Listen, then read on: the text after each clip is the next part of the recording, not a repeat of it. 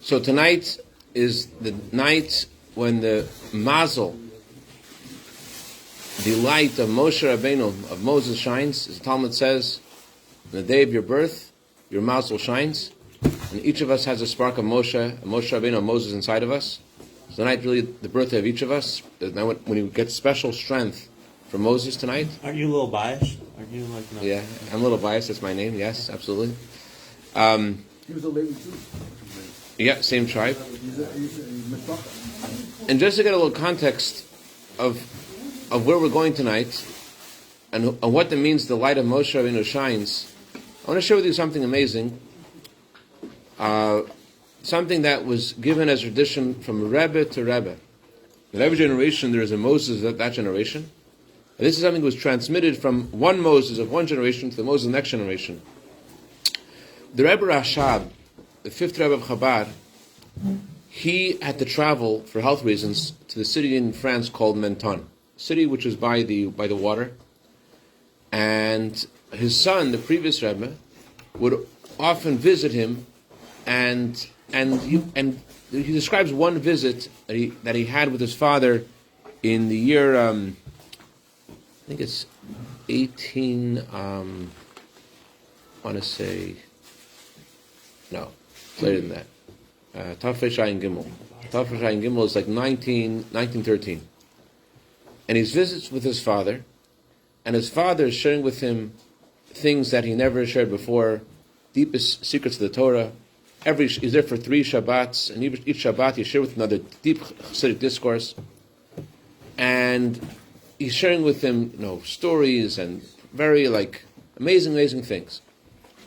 And then he got into a discussion for a couple of days about the value of learning and meditating on chassidut before you pray.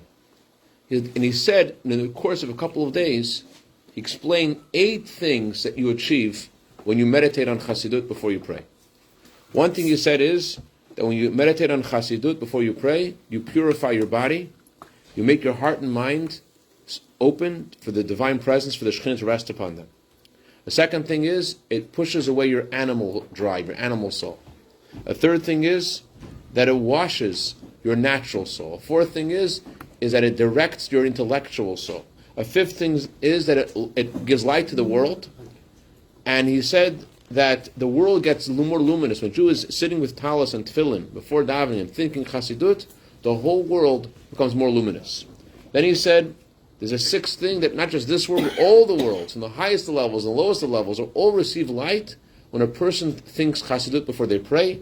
And a seventh thing is that the 5 levels of your soul are also illuminated when you think chassidut before you pray.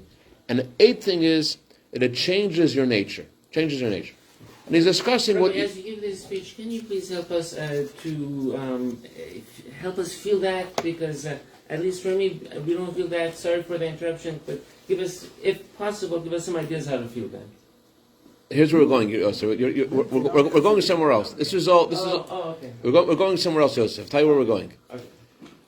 The Rebbe Cashapp said this. He says, this is what every chassid feels, or an average chassid feels. Tzaddikim, he says, all these 8 things are completely on a different level. And then he says, they could feel the getcher ziskeit, the godly sweetness. Tzaddikim feel the godly sweetness. And when he said it, the previous service looked at his father's face, and he saw the light in his father's face, and I'll never forget the light in my father's face when he said this. And he said, we were walking, and we were looking at the beauty of nature, and hear my father talk about the godly sweetness. He said, I then understood what it says in Tanya. In Tanya, in chapter 34, it says that Avram, Yitzchak, and Yaakov, never for a moment did they stop from attaching their minds to Hashem. That's what the previous Rebbe is described. Then he said, after a while, we're going in this discussion for a very long time. After a while, my father suddenly wakes up as if he woke up from a trance, and he says, he calls the previous Rebbe by his name. He says, Yosef Yitzchak, he calls him by his name. He says, all of this is negligible compared to the virtue, the amazing feeling that you have when you do a Jew a favor. All of this godly sweetness we're talking about, that's negligible. It's not comparable to the mile nefla, the amazing virtue, it says in today's Hayom Yom, of doing a Jew a favor. Why? Because for yourself, you could find out why you are deserving, and you could find out why you're not deserving. But for another person, you cannot, and you're able to have another person be more precious to you than yourself. And this is a wondrous thing that's far beyond all of this godly sweetness and everything. The ability to do a person a favor. That's what I think is a good intro to discuss tonight the light of Moshe Rabbeinu. When Moshe Rabbeinu came down the mountain, there was karnei aho, there was light coming from his face. The word the Torah uses for light is horns.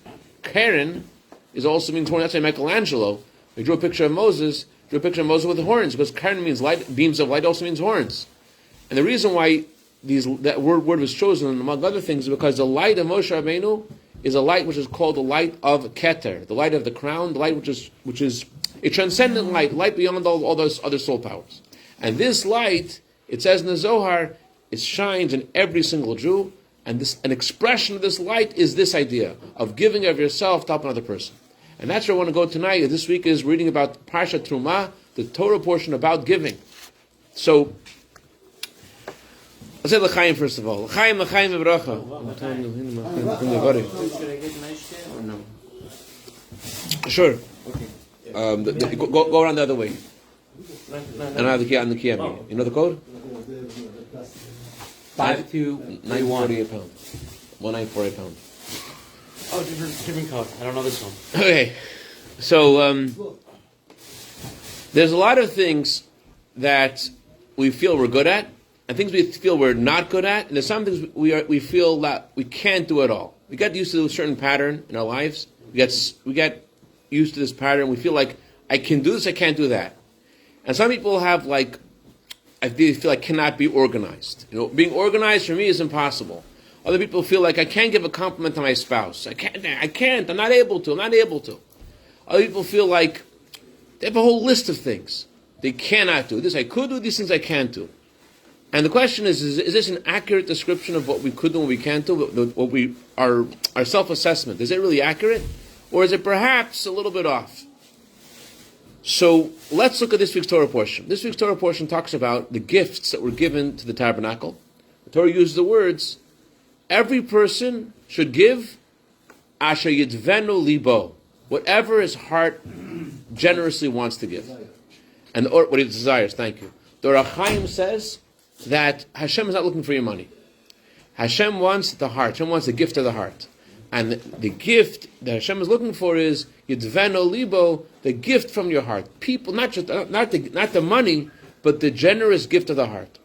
So one word that Torah uses, the one expression Torah uses is yidvenu libo, the gift of the heart. But then the Torah uses later on, it makes uses two different phrases. Nisa'o libo, those whose hearts have lifted them. So there's one expression of those whose hearts have been generous to give, and another expression is those whose hearts have lifted them, or those who have lifted their hearts. What does that mean?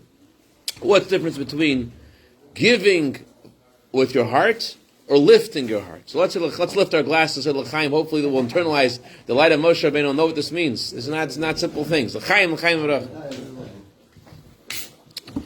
Let's think about the soldiers, young boys, 19-year-olds, 20-year-olds, 21-year-olds. Let's think about them 5 months ago, 6 months ago. 6 months ago, you know what these guys were? These guys were in the cafes, and they're arguing about politics. They're arguing about religion. They're talking about how much they do or do not like Torah, mitzvot. They're talking about how the politicians, they hate, they don't hate, I love Israel, they hate Israel. That's what they were talking about 6 months ago. Where are they today?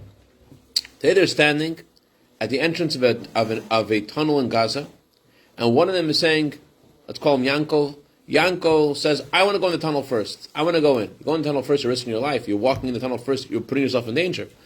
But Beryl says, you can't go in first. You have a wife and children. I'm not married. I don't have children. Let me go in first. Where does that come from? 6 months ago, these people were they were so into themselves. And they were fighting and whatever. Regular teenagers, regular 20-year-olds.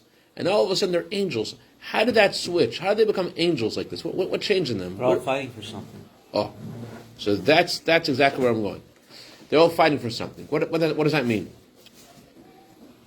there was a Jew whose name was Meir Shapiro. Meir Shapiro had a yeshiva which was called the Chachmei Lublin. To get into his yeshiva, you had to memorize, I think, 300 pages of Talmud by heart. It was for the elite of the elite, the creme de la creme, and he had to go around collecting funds for his yeshiva. I guess it wasn't such a lucrative business. Anyways, getting the creme de la creme, the most elite, I guess there's not so many people which are able to be catered to. Either way, he would travel around. He came to a person named Yecheskel Pfeffer. Yecheskel Pfeffer offers him a 500 zlotys. Zlotys was a Polish currency. He gives him 500 zloty. And Yecheskel Pfeffer is like, Rabbi Shapiro's look. He says, "How do you give so much? According to my list, the most they said you could ever give is 300 zloty. How are you giving 500? You can't give this much. Are you sure you could do this?" So Yecheskel says, "Your list is measuring according to my abilities. It's not measuring the gift of my heart. There is what we yidvenu libo. Those who are magnanimous of heart means people give what they have. The sa'ol libo means that you're so precious to you what you're giving. It's more important to you." What you're accomplishing with your gift than the ownership of the money. You care more about what you're giving to than the deficiency you'll have by losing. It's more precious to you what you're achieving than having. You're able to go beyond your ego and to give in a way that you can't, in a way that you're not able to. There's a teaching in Ethics of Our Fathers, I think that brings us home. Ethics of Our Fathers that says, "Be swift like a deer and light like an eagle, to do the will of Hashem." Now, what's faster, eagles or deers? Eagles. Eagles are for sure faster. Deers are fast, but eagles fly. So why does the Torah say, "Be swift like a deer and light like an eagle"? Say swift like an eagle, be done with it. What's the emphasis of light like an eagle? The answer is this. You might think, you know why eagles can fly? Why can a bird fly? You might think, you know why birds can fly? Because birds are light like a bird. Like, for example, you say mosquitoes, flies, they could fly. But an eagle is a big grobshiker bird. It's a big fat bird. It's one of the biggest birds. It doesn't fly because it's light. It's not light at all. It's heavy. So why can an eagle can fly faster than many other birds? Why can the eagle fly so much? So Torah says you have to pay attention to something. You could be light like an eagle. You may be very heavy. You may be things that weigh you down, and you're like. Sometimes it could be like your day you didn't sleep the night before, you need that day, and yet you have something that you're so into, something that's so precious to you, that you feel light in your step, and you're so excited because you know what you're working for, and you're just so excited about it, and then it makes you lighter. You don't feel the heaviness of the fact that you didn't sleep the night before. You don't feel the heaviness of the fact that you didn't eat. You know how precious it is what you're doing, you're just like so excited about it, you're light like an eagle. The Torah says, be light like an eagle for the truth. For the truth and to do what Hashem wants. Mendel Futafas, when he was in prison in Russia, there was one guy. They had a day where they did this sort of like talent show. They allowed all the prisoners to do their stunts. And there was one guy who told him, Mendel, before I was in prison, I worked in the circus. I used to walk on a tightrope. And Mendel didn't believe it. He never saw a circus. Why walk on a tightrope? It's impossible. But sure enough, they put up a tightrope in between two trees. And this guy, he walks on this very thin rope, and he walks across, and Mendel can't believe it. And then he jumps up, he turns around, he walks back, and Mendel runs over to him and says, "How'd you do it? How'd you do it?" So the guy says this, when I walk on the tightrope, I don't look down. I look at the goal where I want to go to the other end. I focus on where I want to get to, and I'm drawn by that. I'm drawn by this point, my goal where I want to get to. I'm drawn by the goal. The eagle is light. Why is light? It's focused on where it wants to get to. It doesn't feel its weight. Therefore, it's able to fly. And this is the meaning of the Torah's words. Their hearts lifted them. Their hearts lifted them means that they're able to go beyond their abilities. But I want to tell you something even deeper about this. The Ramban, Nachmanides says this. They were able to go beyond their abilities because they realized how precious it is what they were doing. Okay. Therefore, they were able to say, I want to do more than that. I want to do more than that. I want to do. They were to tickle their heart, and they're able to, like, let's say it this way. They were able to. The long-term benefits, in other words, is their hearts lifted them up more than their abilities, and their heart was lifted by their giving. Their hearts were lifted by their giving. I was excited about their giving, and their heart lifted them up more than their abilities were. That's one explanation. I'll tell you what the Nachmanides says. Nachmanides says something unbelievable. Nachmanides says like this. Think about this. The Jews came out of Egypt, right? What were we good at when we left Egypt? What were we good at? Huh? What do you know? What we know how to do? Moshe Levin says, "I need weavers, right? Weavers. And they want to weavers. Bricks. These are our grandparents, right? They're just like us. Any of us here a weaver? Okay, silversmith. You know how to do? Any of us silversmiths? Bricks, Okay, I know bricks. bricks. Oh, exactly. We knew bricks. Exactly, Barrow. We knew bricks. So if Moshe says, "I need bricklayers," we all say, "Yeah, we're ready to do lay bricks." But that's what he asked for. He said, "Who's the silversmith?" And you know what happened? People raised their hands. We'll do whatever you ask us to do. Who is a weaver? We'll do whatever you ask. We're here. We're going to do this. How they say yes? You know what happened? Nesa'oli bo. Nachmanides says, there's a verse in the Torah. It says this: his heart was lifted. It's in Chronicles. His heart was lifted in the ways of Hashem. A person's able. What happened was. What happened? What happened was they discovered they had a natural aptitude for the things that they accepted. When they said, "I could do this," Moshe Rabbeinu, all of a sudden they discovered a natural aptitude. Oh, of course I'm a silversmith. Of course I know I'm a weaver. They discovered in their nature they had the ability. They had no idea before. But once they decided, their heart was lifted in the ways of Hashem means a Jew has in himself something higher. He's able to lift himself. He has something heavenly in himself. Everyone has godly powers in them. And when they decide to hold on to what Hashem wants them to do and say, "I want to do what Hashem wants," because what Hashem wants has to be achieved, all of a sudden they're revealed in themselves, these godly, otherworldly, holy powers. There was a professor named Vladimir Zututsky. If you pronounce that well, you'll lose your American passport. Anyways, Vladimir Zututsky did this following experiment. He took these three groups. One group, he gave them doctor's coats. Another group, he gave them artist clothing. And a third group, he told them, just wear your regular clothing. And he brought them these diagrams of the very similar diagrams, but there was slight difference between one diagram and the next. And he asked them, "Can you tell me the difference between one diagram and the other?" And interestingly, which group was the most successful? The artists. Huh? The artists. No. It was a diagram. Simple diagrams. There was very similar diagrams. Medical diagram? No. Diagrams, pictures, like you see the difference between A and B. And the ones who were wearing the doctor's coats were the most successful. Why? They put on the doctor's coats. You wear a doctor's coat, you feel like I have a mission. I feel I'm a doctor, I could do something. Right? You feel that way. You feel I'm serving Hashem, I have a mission to do. So they were able to see things other people couldn't see.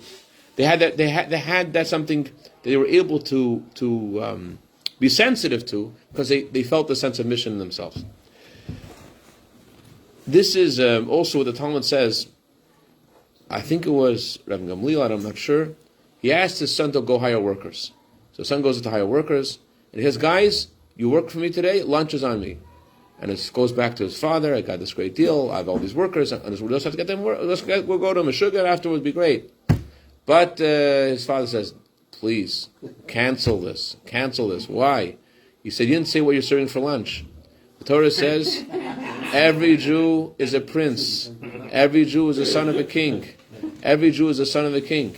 And just like King Solomon had every day this huge feast, the Talmud describes how many bulls and sheep and cattle he used every day for his meal.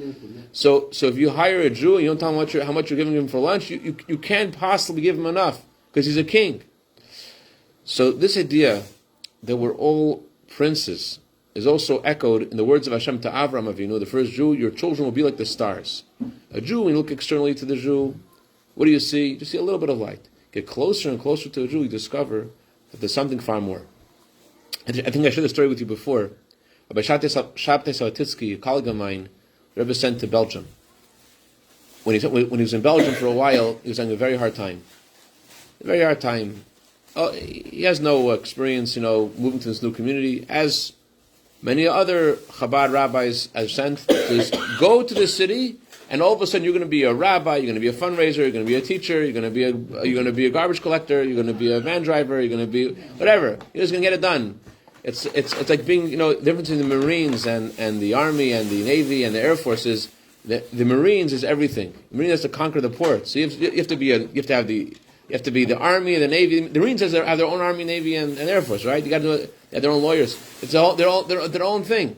So this guy, he comes to Belgium. It's not working. It's not working. He writes to Rebbe, it's not working. I want to go home. The waters have reached my soul. I'm drowning here. I want out. Can you send someone else instead, please? I'll help them when they first come here. I'll guide them. I'll inspire them, and then I'll leave. I'll go to Israel. I'll try something else. This didn't work out. Let us go. The Rebbe writes back, and he underlines the words: the water reached Agil Maim Nafesh. The waters were drowning. The Rebbe underlines those words, and the Rebbe says, and automatically there should be more light that comes from the darkness. But they didn't write the word darkness. Don't focus on darkness. There'll be more light. He had such great challenges. There'll be so much more right now. Then they were crossed out. The whole thing you said. One Rebbe was speaking that year about how every shaliach of the Rebbe, every emissary of the Rebbe, should make another emissary. The Rebbe crossed out the whole thing. Instead, the Rebbe said, use out your powers bimiluyim fully. Use out what you have fully. In other words, you have what it takes. You have what it takes. Just put yourself into it fully. And he stayed. And Baruch Hashem created a whole empire of Torah and chassidus in Antwerp, which was created. Why? What was his shift? He lifted his heart in the ways of Hashem. Hashem said I could do this. Hashem gave through the Rebbe that God gave him this mission that you have to go to this place, and you have the ability, and he just put himself into it. This is the meaning of the words in the Talmud. The Talmud says, a person is brought to the place that they want to go. In the road that a person wants to go, that's where they take him. Okay, that's the words of the Talmud. Now think about this for a second. The Talmud doesn't say that's where he takes him. The Talmud says that's where they take him. What's the they? What's the they? There's only one God, right? What does it mean? That's where where you want to go, they take you there. Who is this they? They're taking you. Who's the they? So Maharsha says something unbelievable. Maharsha says, whenever you want to do something, that good desire creates an angel. Every time you say, I want to do a mitzvah, you think, you just wanted it, big deal. You wanted it, you created an angel. And those angels, you create angelic, holy forces, godly forces, that bring you to achieve the mitzvah that you want to achieve. So, you want to do this mitzvah, Hashem guides you on that way. Think about a child learning how to crawl, right? He's falling, and every time he falls, his parents are like happy. Why? Because this is how he grows. And so it's not that you have arrogance and you think that you're better than anybody else, but you know that there's a mission that Hashem has, and you know that you're able to try. You know you're able to try because Hashem means you, and Hashem means now, and Hashem means this mitzvah that needs to get done. That knowledge, that awareness that you have what it takes because you're on a mission from Hashem, this is what empowers you to lift your heart and to go beyond the capabilities. We all have inner strength, but we sell ourselves short and we don't go all the way because we're afraid. We're frightened. Maybe I can't do it. And that fear is holds us back from achieving things. But the Torah tells us this week that you have the ability to completely negate all those green demons in your head that say you can't do it. You have the ability to let go of those things. And what happens in this week's Torah portion? They build a tabernacle. Where's the tabernacle today? It's still there. It's still, the Torah says even after Mashiach comes, it will last forever. Whatever Moses did and the people of Moses did lasts forever. Why does it last forever? It's because of Sa'ol Libo, because they put their hearts in what they want to do. There's a beautiful teaching of the Imrei Emes. Imrei Emes says this. It says when Mashiach, we say in our prayers in Musaf, we say, Se'irei izav naseh v'ratzon. We will make the sacrifices of goats for you, Hashem, with desire. And the simple meaning of this prayer is, we will, when Mashiach comes, we'll have to bring sacrifices. We'll be excited about it. Naseh v'ratzon, we'll do it with ratzon, we'll do it with desire, with happiness. Shadbash, shojabash, it'll be amazing. But it also means this. It also means, Imrei Emes says it means, we're with our desire itself. With our desire itself, we're making something happen. Oh, it's hidden. It's in, we know where it is. But it lasts forever. We don't know where it is. The King Solomon, did they give it to Queen of Sheba to take it to Ethiopia? Let's talk about the Queen of Esther for better. Queen of Esther is talking to Mordechai, and Mordechai says to her, "You got to go to Achashverosh." And he says to her, "Maybe this is why you were the queen. Maybe the reason you were the queen is because you're able to save the Jewish people, right?" Yes. So the same way as all of us have to realize we're all kings. We all have malchut. We all have influence. We all have power. Hashem entrusted us, empowered us, each of us, to accomplish something. And we have to let go of we have the power, nidvenu libo, to give with our hearts, and sa'ol libo, not just to give with our abilities, but just to decide, we want to go. We want to go. I'll conclude with one more thing.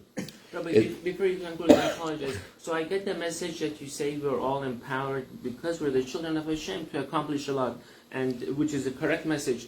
Just clarify exactly how it comes from the